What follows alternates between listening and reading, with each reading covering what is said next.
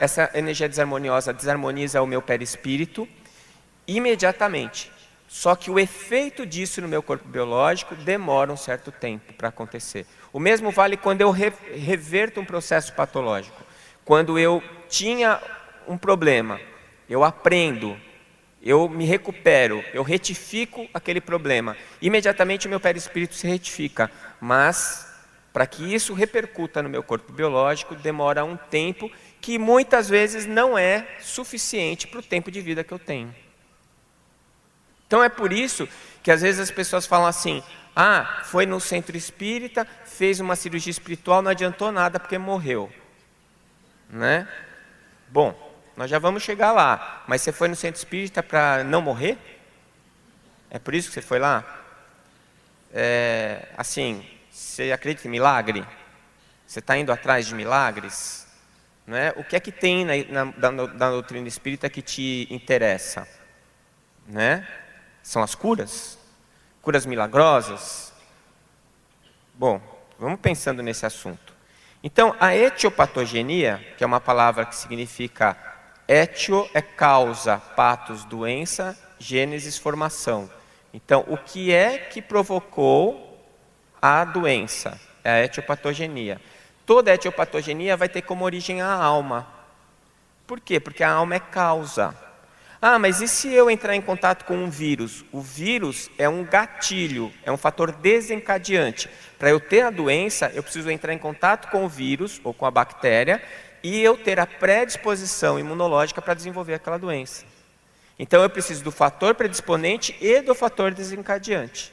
Se a minha alma estiver em harmonia, eu nunca vou ter o fator predisponente. Mesmo que seja um fator genético, por exemplo. Porque hoje a epigenética já ensina para a gente que eu controlo a manifestação dos meus genes. Eu posso ter um gene que é um gene formador de um câncer, e isso é um fator predisponente, mas nunca desenvolveu o câncer. Por quê? Porque eu não desenvolvi nenhum fator desencadeante. Né? O fator desencadeante, às vezes, é o que eu penso. Né? Às vezes é o contrário. O fator predisponente vem de fora para dentro e o desencadeante é a maneira como eu lido com isso. Então, se a minha alma está com comandos harmônicos, se eu estou sintonizado com a lei do amor, então isso gera ordem e sincronia e eu vou ter saúde. Em biologia, saúde é quase um sinônimo da palavra homeostase. Homeostase significa o equilíbrio. Não é? Esse equilíbrio é fundamentalmente descrito para o corpo biológico, mas ele pode ser descrito também para as questões psicológicas, sociais, espirituais. Se eu estiver em homeostase com o meio onde eu vivo, eu vou estar em harmonia com este meio, vou estar vivendo de uma maneira adequada, vou estar feliz. Agora, se eu determino comandos desarmônicos, e o que são comandos desarmônicos? São aqueles comandos que me desviam da força universal organizativa que a gente convencionou chamar de amor. Então, para mim, Deus, causa primária e origem de todas as coisas, criou tudo o que existe a partir de uma força motora e criativa chamada amor. Esse amor é que nós estamos falando. E tudo que vá em sintonia com esta lei organizativa se organiza, se desenvolve e cresce. Tudo aquilo que se desvia dessa lei, né, acaba sofrendo a lei da ação e reação para que retorne a lei de amor, que é a lei universal de crescimento e desenvolvimento. Então, se eu estou em uma situação em que eu vibro através dos meus sentimentos e das minhas ideias, eu vibro pensamentos desarmônicos, eu desarmonizo o perispírito, desarmonizo o corpo biológico, contamino a minha psicosfera e vou estar em situação de predisposição a doenças. Né? Se eu modifico a minha forma de sentir, se eu começo a ter ideias e sentimentos harmônicos mais próximos da lei do amor, eu vou ter pensamentos higienizantes, harmonizantes, vão impactar positivamente o meu corpo biológico, podendo reverter alguns processos patológicos, e vou sanear a minha psicosfera, evitando uma auto-obsessão. Não é? Porque se eu fico pensando coisa ruim o tempo inteiro, eu vou criando formas de pensamento na minha psicosfera e vou me auto-obsediando. E aí você sempre vai pôr a culpa em quem? O que você ironicamente chama de irmãozinho. É um irmãozinho que me acompanha. Eu achava que eu tinha um obsessor só dentro do carro. Que ele ficava no passageiro só para me apoquentar quando eu estivesse dirigindo. Até que eu li o André Luiz, eu descobri que eu mesmo é que fazia isso. Né? Então eu acho sempre que todo mundo tem que parar para eu passar no trânsito, não sei porquê. Vocês não são assim, né?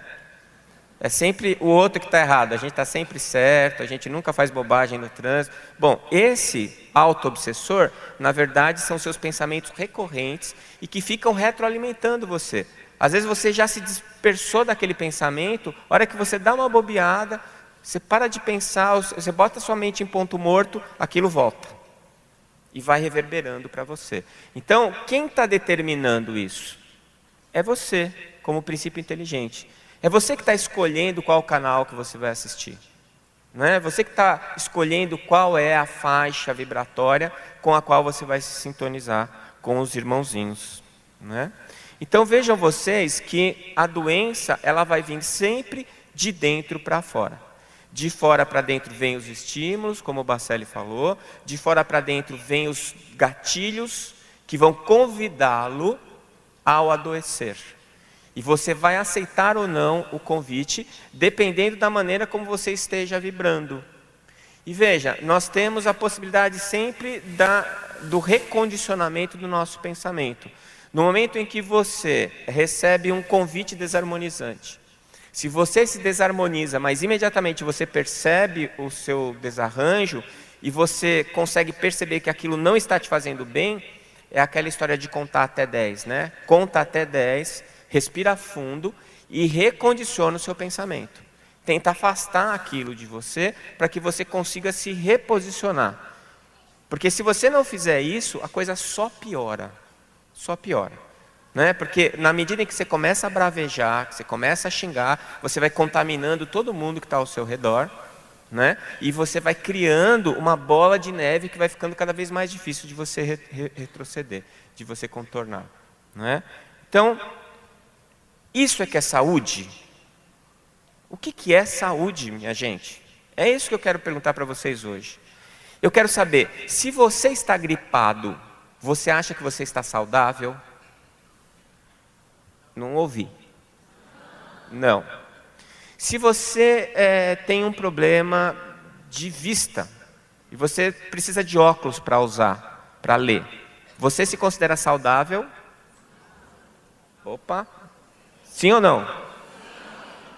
Ó, já temos uma polêmica aqui. Já temos uma polêmica. Se você tem raiva do seu vizinho e não consegue se livrar dela, você é uma pessoa saudável? Ah, então... Nessa terceira nós concordamos.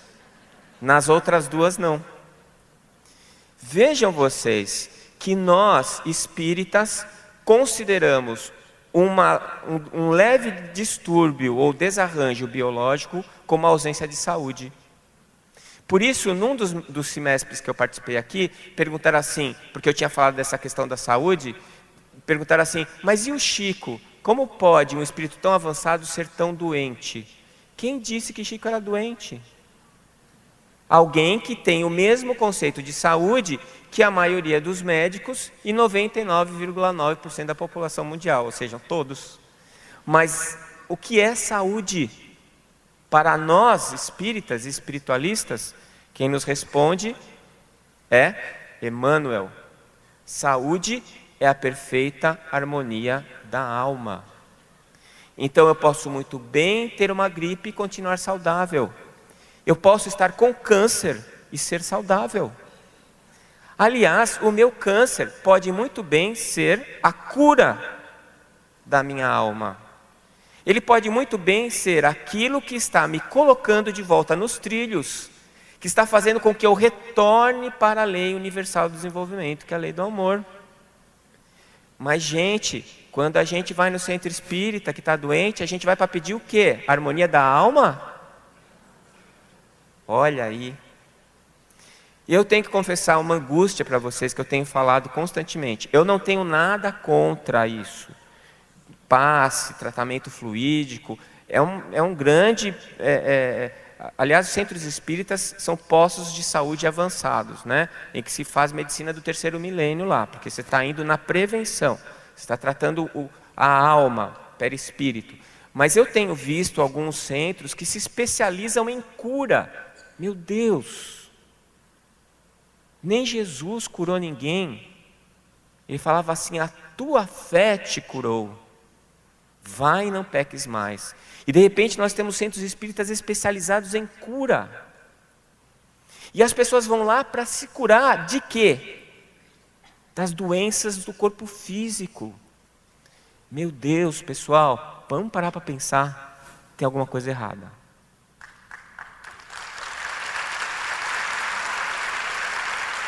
O que é que eu tenho que buscar no centro espírita? É a cura da alma. E onde é que eu consigo isso? Na reflexão da palestra, na oração, na caridade, no trabalho meritório. Não é em cirurgia espiritual. Isso tudo adianta? Ajuda, adianta. Mas não é o fundamental. Para você se curar do corpo biológico, vai no médico do físico. Ele estudou aí um monte de tempo para fazer isso para você. Tem todo um arsenal médico, farmacológico, cirúrgico para te ajudar nessa parte. Mas lá no consultório do médico, você não vai achar a parte mais importante do tratamento que você vai achar no centro espírita. E não é o passe, nem a água, nem a cirurgia espiritual. É a palavra de Jesus. Então, apesar de espíritas que somos, temos um conceito equivocado do que é saúde. Porque apesar de nós acreditarmos na reencarnação, nós vivemos a nossa vida como se fosse tudo acabar no desencarne. Vocês percebem como a gente não põe em prática o que a gente sabe? Eu não sei se vocês estão concordando comigo, mas eu falo isso porque o ouvido mais perto da minha boca é o meu. Quem sabe eu ouço também. Não é? Porque eu ajo da mesma maneira como médico e como espírita, mas está errado. Está errado. O que é cura, afinal de contas? A cura, então, seria o restabelecimento do equilíbrio da alma e não do corpo biológico, porque o corpo biológico, ele termina, ele não é eterno, a alma é. Então, a alma, o princípio inteligente, é que precisam de cuidados, é que precisam se desenvolver para serem saudáveis, e não o meu corpo biológico. Claro, o corpo biológico precisa. Ele é um empréstimo divino para que nós possamos evoluir. Nós temos que nos cuidar, claro que sim. Mas o nosso foco principal deve ser a alma. Dizem que Chico disse certa vez que era para cuidar da alma como se fosse terminar amanhã e do corpo como se fosse eterno. Então é exatamente isso que nós temos que fazer. E nós fazemos ao contrário. A gente deixa as coisas da alma para depois. E a gente trata sempre das questões materiais hoje e agora. É só você ver, analisa a sua semana, vê quanto tempo você gastou de energia cuidando das coisas da matéria. E quanto tempo e energia você gastou para cuidar das coisas do espírito. Faz a conta em porcentagem e você vê como é que você está levando sua vida. Não é? Nós somos focados na matéria, trabalhamos pela matéria, queremos a matéria e achamos que a nossa felicidade está lá, mas ela não está. Nós, principalmente, que somos espíritas, precisamos levantar os nossos olhos além do horizonte estreito dessa única encarnação, para perceber que a doença física pode ser o caminho da cura. Eu, como médico, cansei de ver gente morrer curada. Morre curada. Resolve um monte de questões que às vezes está trazendo há várias encarnações com aquela doença bendita. E é por isso que a espiritualidade não deixa ele se curar biologicamente. Porque se curar o corpo prejudica o que realmente importa, que é a alma. Então, quando você vai buscar a saúde, você tem que buscar a saúde na palavra. Porque é a palavra